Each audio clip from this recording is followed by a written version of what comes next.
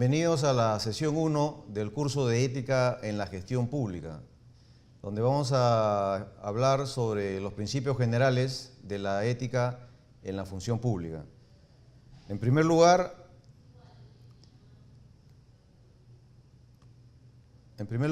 tenemos que tener presente que la ética tiene que ver mucho con el respeto entre todos los integrantes de una organización, todos los miembros de una sociedad y sobre todo, en caso de la gestión pública, de los ciudadanos a los cuales nosotros servimos.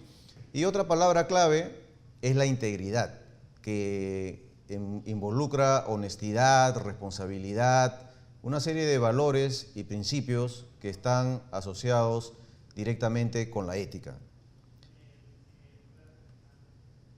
Entonces, siempre que hablemos de la ética en la gestión pública, nosotros nos vamos a encontrar ante un dilema que básicamente consiste en tomar una decisión que puede ser correcta o incorrecta. Lo importante es que nosotros trabajemos nuestros principios, nuestros valores, para que el momento que se presenta esa toma de decisiones éticas, nosotros siempre tomemos la decisión más correcta. Un caso que seguramente ustedes recordarán ocurrió en las Olimpiadas de Río del año 2016, en un evento que estuvo involucrado el nadador Ryan Lochte, que era parte del equipo de las postas de Michael Phelps, que como ustedes saben es el atleta olímpico que más medallas de oro ha conseguido en toda la historia. Entonces ellos ya habían ganado la medalla de oro y bueno, seguramente estuvieron celebrando en Río, entonces hubo un percance con algunos pobladores y a la hora que intervino la policía, a este nadador Ryan Lochte no se le ocurrió mejor idea que decir que lo habían querido asaltar y que incluso le habían robado la medalla de oro. Y luego, después de las investigaciones del caso, porque había una filmación, se llegó a descubrir que todo eso era falso, todo eso era mentira. Y entonces esta persona fue encarcelada y una de las consecuencias inmediatas que tuvo fue que su patrocinador le retiró el patrocinio, porque hoy en día ninguna empresa desea patrocinar a un atleta o una organización, por más buena que sea, si es que esta persona o esta organización no cumple con los requisitos éticos que debe tener toda institución. Así es el caso que ustedes conocen, por ejemplo, que cuando se descubre que alguna empresa está brindando un producto o servicio y para ello está utilizando, por ejemplo, a niños, inmediatamente eso se difunde y esta empresa inmediatamente baja su venta porque el público es consciente de la importancia de que toda la cadena de producción o elaboración de ese producto o servicio debe también cumplir con estándares de calidad y de ética internacional. Entonces, en este curso vamos a trabajar temas de liderazgo ético, temas de reputación, temas referidos a los dilemas y cómo trabajarlos, ¿no? Y por eso que se hace en este momento importante este dicho que nos dice Warren Buffett, ¿no? Que una reputación se forma en 20 años, pero se puede perder en 5 minutos o en 5 segundos, como es el caso de este nadador, ¿no? Ya tenía una reputación ganada, tenía la medalla de oro, que es el máximo galardón de una olimpiada, y pues solamente por una acción no ética, por mentir, prácticamente perdió todo eso. Entonces siempre debemos estar conscientes de las consecuencias que trae consigo una acción que esté reñida contra la ética y contra la moral, ya sea de una sociedad o de una organización.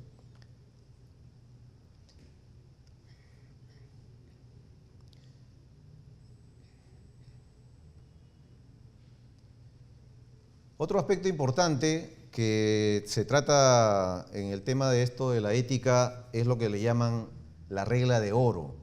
Y les pido por favor que lo tengan muy presente, ya que es algo básico, algo simple, sencillo, pero sumamente importante y que tiene que ver con todo lo que nosotros hacemos en gestión pública. ¿Qué es lo que dice la regla de oro?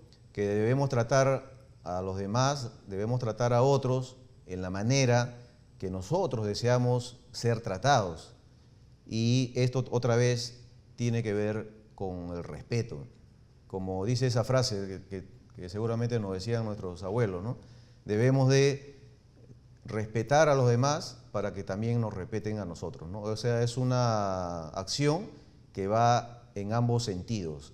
Esto es muy importante tenerlo en cuenta porque así como el liderazgo se ejerce, la ética también se ejerce. ¿Qué quiere decir esto? Que nosotros no, además de tener conocimiento ético, nosotros debemos tener un comportamiento ético. Es decir, que en todas nuestras actividades cotidianas, ya sean vecinales, familiares, laborales o sociales, nosotros siempre tenemos que mantener el mismo comportamiento que esté siempre asociado con las buenas normas de valores, principios y de buena ética profesional. Asimismo, existe también otra teoría que está en el libro de Joseph Badaracco, Defining Moments, que es una teoría que habla del beneficio, ¿no? Mencionando otra utilidad de la ética. Las personas que actuamos siempre de manera correcta, de manera ética, podemos dormir tranquilos, ¿no? Ir cada día a nuestra casa, en nuestra cama, tomar nuestra almohada y no tener ningún cargo de conciencia.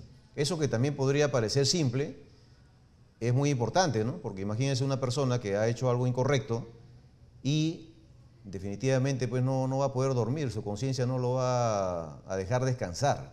Y ya sabemos que cuando uno tiene esos problemas, definitivamente se va a afectar la salud. Y si se afecta nuestra salud, que es en realidad lo más importante que tenemos y que debemos cuidar, definitivamente no vamos a poder tener un buen desempeño profesional. Entonces, nuevamente, tenemos que tener presente que siempre vamos a encontrarnos con dilemas éticos. Es lo que yo le llamo la hora de la verdad, porque claro, ahorita nosotros podríamos virtualmente preguntar a todos los participantes del curso cuántos de los que estamos participando somos honestos o actuamos correctamente. Y de repente yo le diría que presionen una tecla para poder hacer el conteo de todos, ¿no? Y seguramente el 100% va a contestar que sí. Difícilmente alguien de los que desean crecer académicamente tiene una conducta antiética, ¿no? Pero el tema es que eso es fácil decirlo y es difícil de actuarlo cuando realmente esa decisión ética nos podría generar a nosotros una serie de consecuencias, ¿no? Una de las más comunes es decir, de repente si yo tomo esta decisión correcta, está bien, estaré tranquilo conmigo mismo, pero voy a perder mi trabajo, porque es algo que me ha pedido mi jefe. Entonces ahí empiezan a haber una serie de presiones que nosotros tenemos que analizar, tenemos que evaluar, porque claro, lo más sencillo puede ser aceptar la propuesta antiética, pero como repito, tengan presente que siempre, tarde o temprano, van a haber unas consecuencias.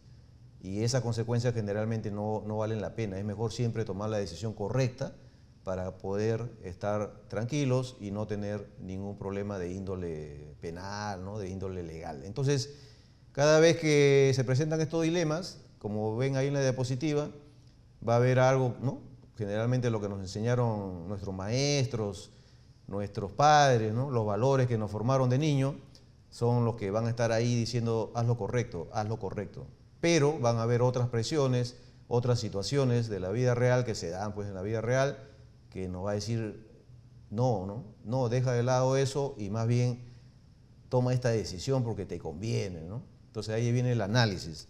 Para ello, y por eso que ahí también dice, ¿no? Dice, la integridad es hacer lo correcto, aun cuando nadie nos está mirando, ¿no? Es algo que ocurre cotidianamente. Sabemos que la luz roja es para detenernos, pero a veces nos detenemos si es que hay un policía, ¿no? Alguien, la ley está observando. Pero si de repente estamos apurados y no hay nadie a la redonda, muchas veces de repente nos pasamos la luz roja, pero debemos estar conscientes que eso es incorrecto, así de simple. Entonces, ¿cómo solucionar un dilema ético? Algunos autores nos dan algunas pautas, ¿no? Por ejemplo, Andrew Gilliger en el libro Business Ethics Now nos dice que puede haber un esquema de 3 pasos, ¿no? Como para tener una decisión un poco más racionalizada. Entonces, primero tenemos que analizar las consecuencias, ¿no? Un poco lo que estábamos comentando, ¿no? Si yo tomo esta decisión, ¿qué consecuencias podrían resultar? Luego, analizar qué acciones, qué marcos de acción podría tener para que yo no salga también perjudicado, pero siempre pensando, repito, en que es una decisión ética. Y finalmente, tomar la decisión. De esa manera, nosotros estaremos más tranquilos, más confiados de que esa decisión, que inicialmente probablemente nuestra intuición nos haya dicho que es la correcta, sin embargo, luego de un análisis se ha validado, se ha ratificado y de esa manera estaremos más seguros y no tomaremos tampoco decisiones apresuradas. Otro autor, en todo caso, como dice ahí la diapositiva, digamos, nos dice al final qué es lo ético, ¿no? Es simplemente, como decía Fernando Savater, filósofo español, el cual citaremos también a través de los videos del curso. Él escribió un libro muy famoso que les recomiendo, muy sencillo de entender, que se llama Ética para Amador. Él escribe estos libros con el nombre Amador porque Amador es su hijo. Entonces tiene también otro libro que se llama, por ejemplo, Política para Amador, y él de manera muy didáctica en el libro conversa con su hijo. Y una de las definiciones de ética que él da en ese libro, como resumen, es que ética es hacer siempre lo correcto, pero porque nosotros decidimos que eso es lo correcto y no porque otros nos lo dicen. Esa es básicamente la definición que da Savater sobre ética. Y como dice la diapositiva, nuevamente, al final es eso, ¿no? Hacer lo correcto o hacer lo incorrecto. Que podría parecer sencillo, pero como ya hemos mencionado, tiene bastantes variables que hay que analizar, ¿no? Existe otro autor que nos indica ya, digamos, 8 preguntas, ¿no? 8 preguntas para analizar un dilema ético. Esto está en el libro Ethics for Everyone, del autor Arthur Dobrin. Entonces acá ya nosotros hacemos un análisis más pormenorizado. En primer lugar, ¿cuáles son los hechos? Porque a veces también no necesariamente todos los hechos son claros. A veces la situación puede surgir de rumores, ¿no? Y con de repente solucionado, aclarado el tema, ya no tenemos mayor problema. ¿Qué aspectos de los hechos que no conocemos podemos asumir? Esa también es otra situación real. A veces no tenemos todos los datos, entonces vamos a tener que asumir. Es como desarrollar un estudio de casos. No todos los datos están ahí, entonces algunos los vamos a tener que asumir en base a nuestra experiencia. ¿Cuál es el significado de los hechos? ¿Qué es lo que realmente, la relevancia de esos hechos? ¿Cómo luce el problema a través de las personas involucradas? Eso es un poco la reputación. ¿A qué se refiere? Que si acá está involucrada una persona que tiene una reputación, que siempre hace cosas turbias, digamos que desde ahí ya me está dando una pauta que probablemente ese tema, ese dilema, no vaya por buen camino, ¿no? Entonces tengo que tener cuidado. ¿Qué podría suceder a partir de la decisión que elija? Las consecuencias otra vez, ¿no? Siempre va a haber consecuencias. Entonces puedo adelantarme para poder hacer un mejor análisis y tomar una mejor decisión. Otro tema importante es la intuición. A propósito, les recomiendo otro libro de Jack Welch. El título es Winning. Ustedes saben, Jack Welch fue uno de los CEOs más famosos de General Electric. Ahora se dedica a la consultoría. Y él, cuando le preguntaban de que cómo hacía para que siempre que elegía a la máxima autoridad de su empresa, siempre tenía éxito, siempre elegía a la persona correcta. Entonces él comentó que, si bien es cierto, tomaba pues todos los procesos establecidos de selección, a veces se quedaba con 2 candidatos que tenían la misma competencia, las mismas calificaciones, y él apelaba a su intuición, a su feeling, y que siempre esa intuición le había resultado satisfactoria, le había resultado positiva. Entonces en la vida real también ocurre eso, ¿no? A veces ya hemos analizado, pero hay ahí algo, ¿no?, que nos dice, ¿no?, esto aparentemente es algo turbio o no también, ¿no? Entonces eso también es un factor que este autor dice que lo debemos tomar en cuenta. ¿Qué es lo que pensaría sobre usted mismo a partir de la decisión que tome? Eso también es muy importante. El concepto, la autoestima, que nosotros tenemos de nosotros mismos como personas, como seres humanos. Puede explicar y justificar su decisión ante otras personas. Aquí interviene mucho lo que nosotros, digamos, más queremos, ¿no? Generalmente es nuestra familia. La respuesta a esta pregunta sería: una vez que yo tome la decisión, podré hablarle de frente a mi hijo, podré hablarle de frente a mi padre, a mi hermano, y estar seguro que he hecho la decisión correcta. Esa también es una buena pregunta, porque puede ser lo que al final nos dé el valor, porque hay que dejar bien en claro, las decisiones éticas, las decisiones correctas, requieren de mucho coraje, no es algo sencillo. Una cosa es decirlo así en un curso, ¿no?, de manera teórica, pero otra cosa es estar en el mundo real y, a partir de estas consecuencias, tener el coraje de siempre tomar la decisión correcta. Entonces, se habla también de una infraestructura ética en la gestión pública, que parte del individuo, ¿no? Es bien importante, ¿no? Si bien es cierto, el objetivo es el bien común, el interés público, que es lo que nos mueve a nosotros como gestores públicos, como funcionarios públicos. Sin embargo, como ya habíamos mencionado, hay unos valores, unos principios individuales que nos mueven a nosotros, nos motivan como seres humanos. Y entonces estos valores van a tener una repercusión en la organización, en la institución. Y en la medida en que estos valores y principios sean positivos, también se va a ver que esa institución e incluso esa sociedad, el ámbito general, es una sociedad que se identifica, ¿no?, que se conoce por ser una sociedad ética. Y por eso el aspecto multicultural también es muy recomendable para todos ustedes. En el momento en que ustedes tengan la oportunidad de viajar por el mundo, conocer otras culturas y poder evaluar, poder valorar los aspectos éticos de esas culturas, entonces van a poder también mejorar, optimizar sus valores de tolerancia, de empatía, que nos da el hecho de conocer aspectos más generales. Entonces esto es lo que se conoce como la infraestructura ética en la gestión pública, pero siempre recordemos que el objetivo es el bien común, el servir. Recuerdo siempre un profesor en el doctorado que hizo todo su posgrado en Inglaterra, y él decía: el funcionario público inglés tiene resumida en 2 palabras lo que es su función. Y esas 2 palabras son due y duty. Due, duty. O sea, el debido deber, ¿no? Lo que se debe hacer para servir al ciudadano. No necesita a veces código de conducta, código de ética, lo tiene muy claro, y entonces de esa manera toda la sociedad también se beneficia porque servimos al ciudadano, el ciudadano está contento y de esa manera nosotros también tenemos una satisfacción personal porque estamos cumpliendo una labor importante en el desarrollo de nuestro país.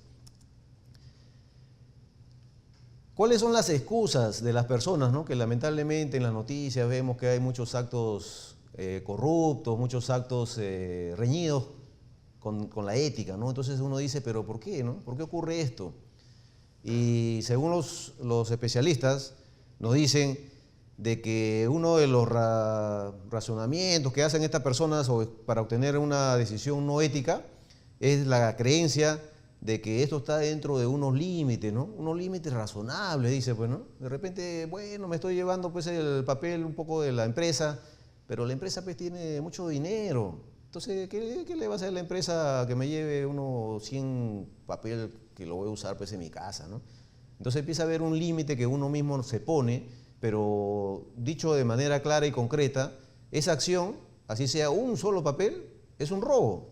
O sea, nadie nos ha autorizado, ni hemos pedido permiso, no es nuestro. Entonces desde ahí ya no es ético. Entonces hay que tenerlo claro, ¿no? O sea, no hay lo que dice Inés Temple en uno de sus últimos artículos, ¿no? No existe, o debemos tener mucho cuidado con la ética elástica, ¿no?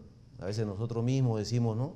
Sí, pues bueno, esto no es blanco y negro, no es correcto e incorrecto, es más o menos gris, ¿no? Entonces tratamos mejor de tener eso bien claro para no cometer faltas éticas. Otro tema es la creencia que la actividad es en el mejor interés del individuo o de la institución, ¿no? Entonces también poniendo el mismo ejemplo podemos decir, bueno, como yo también apoyo a la empresa, bueno, pues de cierta manera yo me puedo llevar 100 hojas de papel, pues, ¿no? Porque de esa manera también me apoya a mí la empresa, pero cuidadito, ¿no? Otra vez el tema, yo lo estoy haciendo en la oscuridad, ¿no? Lo estoy haciendo sin que nadie me vea. Entonces, desde ahí no es correcto. Y el más común es la creencia de que nadie lo va a saber, ¿no? Nunca se va a descubrir. Esto es top secret.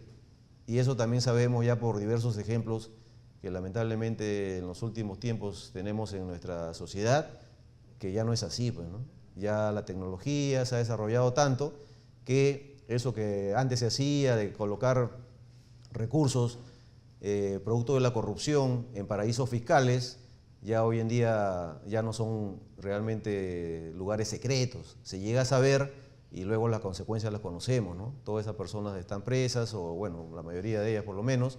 Por lo tanto, ese también es un raciocinio que no es válido y hay que tenerlo presente. Entonces, Stephen Covey, el autor de un libro que también les recomiendo, que se llama Los 7 hábitos de la gente altamente efectiva, es un libro muy interesante sobre gestión.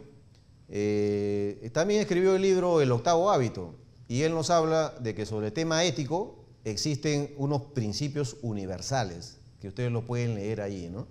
Que, digamos, transversalmente están en todas las sociedades, están en todas las culturas, y se puede decir que son los que caracterizan a los temas éticos, ¿no? Como son el respeto, que les había dicho al inicio, la amabilidad, algo tan importante, ¿no? Hace apenas un par de semanas yo estuve en Colombia y me llamó la atención la amabilidad de las personas cotidianas, en la calle, el taxista, ¿no? El conductor del micro, alguien a que uno le pedía una información.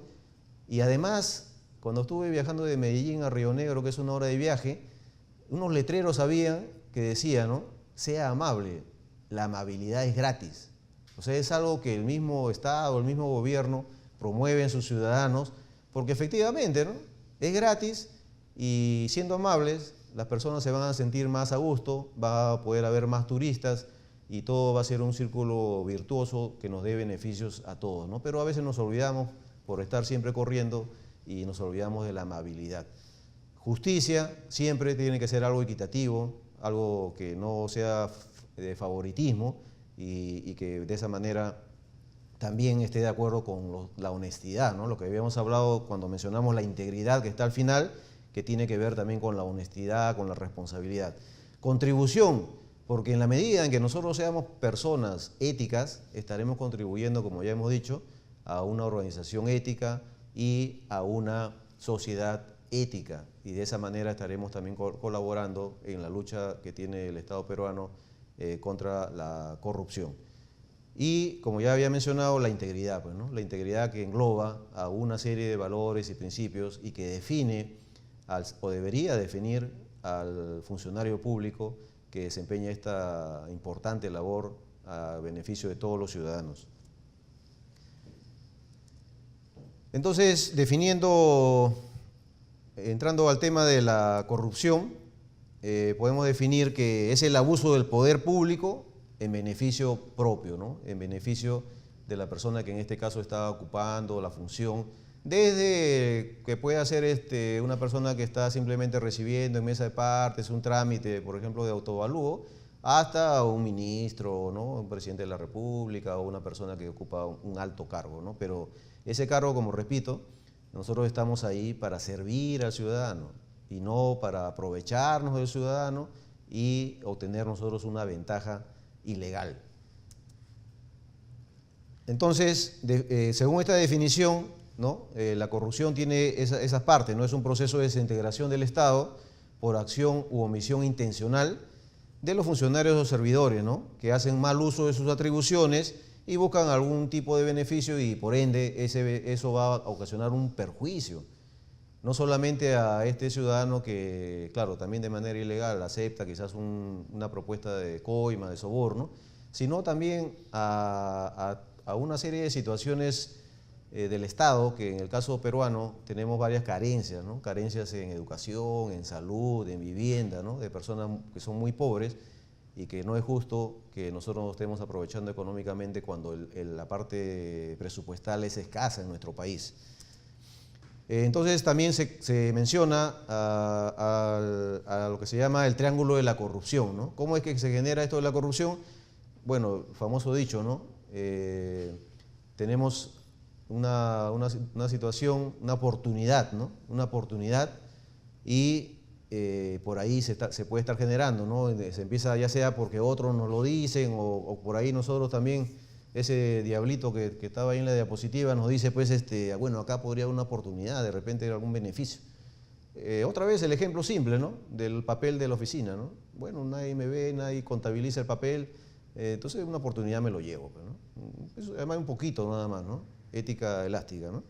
Luego empieza uno a racionalizar, ya eso que hemos dicho, ¿no? Bueno, nadie se va a enterar, no pasa nada, ¿no? La empresa no tiene problemas con este poquito de papel. Y por ahí una presión, pues, ¿no? Puede haber alguna presión que para el ejemplo podría ser, bueno, yo necesito ahí comprar y tener estos papeles para mis hijos, de repente mi sueldo pues no es tan alto y ahí me estoy ahorrando unos centavos, ¿no? Y de esa manera también hago que, bueno, por ahí mi familia esté un poco contenta que yo trabaje en esta empresa, cuando más bien es todo lo contrario, ¿no? Porque probablemente nuestros hijos también se pregunten ¿y por qué trae estos papeles, ¿no? O cómo lo tiene, ¿no? Y entonces esas preguntas también a veces son embarazosas para un padre de familia. Entonces, existen algunos aspectos centrales sobre transparencia también, ¿no? El tema de la transparencia es otro de los fundamentos de una ética en gestión pública que ya en nuestro país se viene aplicando desde hace algunos años, pero a veces lamentablemente pues, no es tema de falta de legislación, ¿no? O sea, nosotros tenemos la ley del Código de Ética del Servidor Público, tenemos la ley de transparencia, pero lamentablemente a veces se cumple eso de que echa la ley, echa la trampa, pues, ¿no? Entonces vemos los portales, todos tienen la información, pero eso no significa que en esas organizaciones no se sigan produciendo acciones antiéticas o acciones corruptas, ¿no? Entonces tenemos que, nosotros como profesionales, ir pensando en otras maneras también, ¿no? Otras maneras de poder salvaguardar que nuestra organización, trabajemos nosotros en organizaciones que precisamente su reputación esté ligada, ¿no? a la ética, que todos conozcan de que en esta empresa es muy difícil, casi imposible, que se produzcan situaciones corruptas. Entonces eso es algo que también nos va a enorgullecer a todos nosotros y por lo tanto debemos trabajar cotidianamente para que ese sea el estandarte de nuestra organización. Entonces antes siempre había la cultura del secretismo, pues, ¿no? Que es lo que se opone en todo caso a la transparencia, ¿no?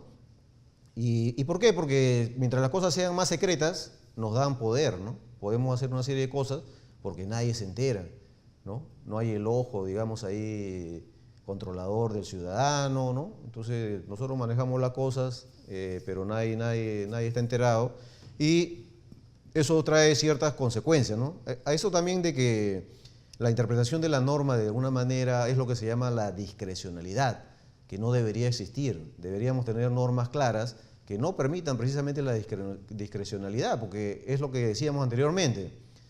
Siempre cuando no es muy claro el tema a cumplir, claro, cada uno lo va a interpretar a su manera. Otra vez la ética elástica, ¿no? Va a decir, bueno, según mi opinión, esto no es algo corrupto, pues, ¿no? Es un poquito, nada más, no pasa nada.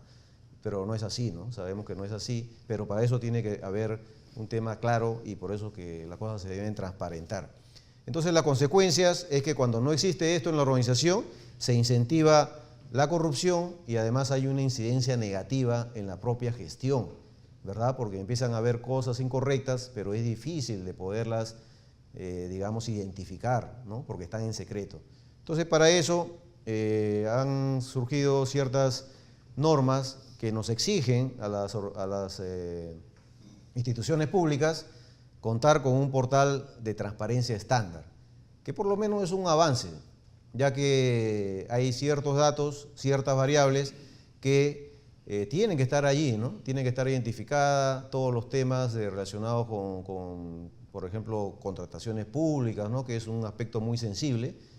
Según encuestas que se han hecho, esta es una de las áreas donde más corrupción existe en nuestro país, ¿no? El famoso tema de que vamos a contratar, vamos a sacar a licitación pública cierto servicio, ¿no? O compra de un bien, y prácticamente ya era implícito que se tenía que pagar un 10% de coima, ¿no?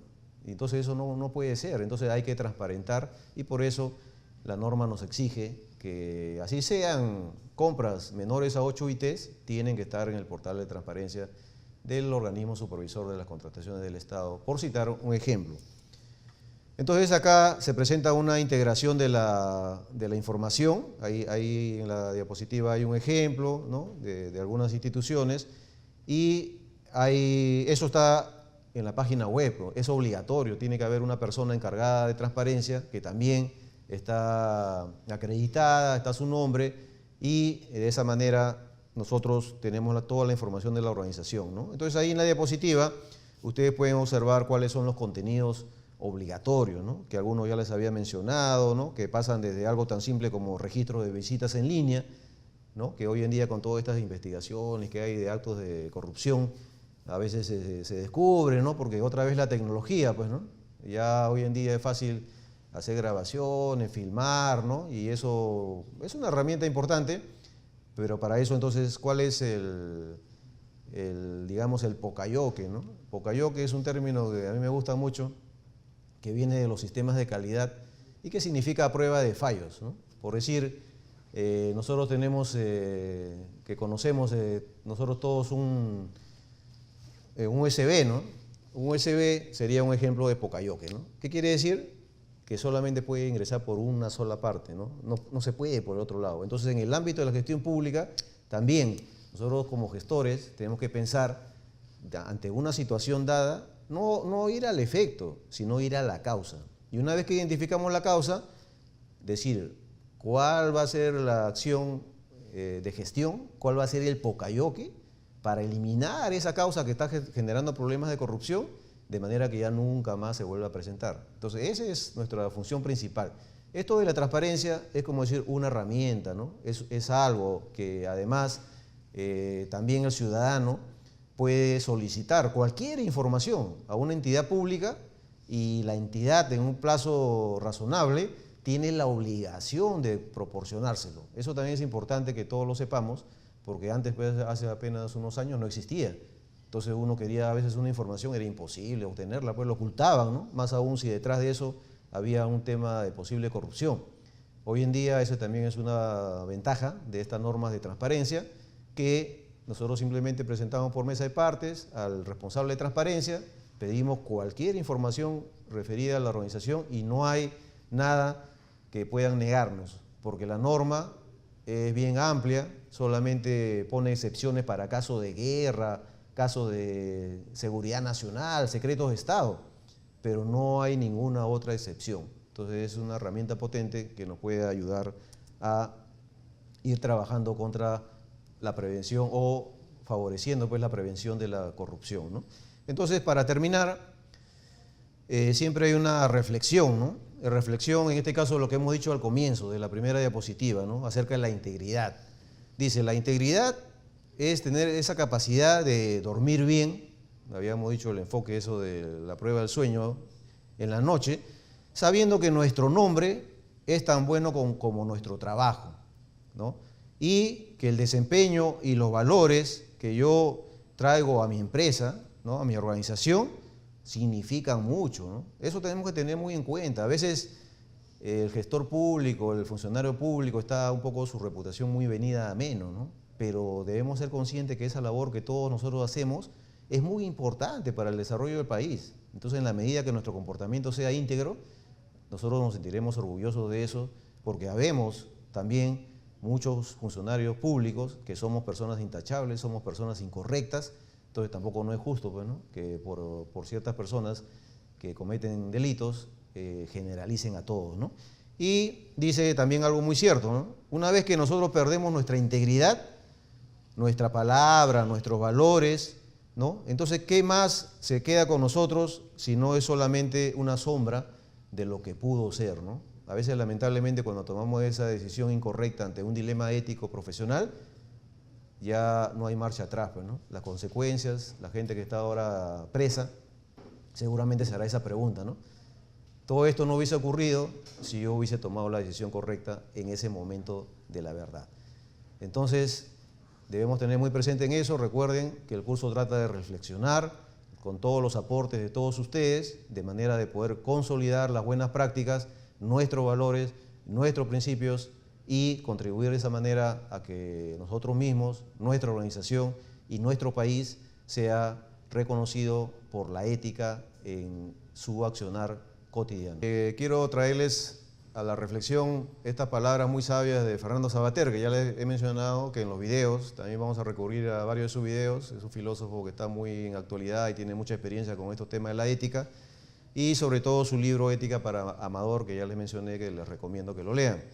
Y él nos dice que después de tantos años, ¿no?, estudiando la ética, he llegado a la conclusión de que toda ella se reúne en 3 virtudes, ¿no? Noten la importancia de que podamos resumirlo en 3 virtudes. Como ya les había mencionado, Savater nos dice que hay que tener coraje para vivir, ¿no? Los tiempos actuales no son sencillos, hay mucha corrupción, entonces a veces eso pues nos absorbe y podemos tener problemas, ¿no? Entonces hay que tener el coraje de tomar la decisión correcta. Pero también nos dice que hay que tener generosidad para vivir. ¿De acuerdo? Eso es lo que yo les hablaba del tema multicultural, el tema de la empatía, el tema de la tolerancia. Todos los seres humanos somos diferentes, más aún en nuestro país. Hay una gran diversidad cultural, somos multilingües, ¿no? Tenemos, gracias a Dios, muchas culturas. Entonces el trato, nosotros tenemos que identificarnos en la otra persona, en el ciudadano, porque a ellos nos debemos. Y eso nos reconoce a nosotros. En la medida que nosotros nos reconozcamos en la otra persona, también nos estamos reconociendo a nosotros como seres humanos, como lo dice Savater en uno de los videos que vamos a ver en el curso.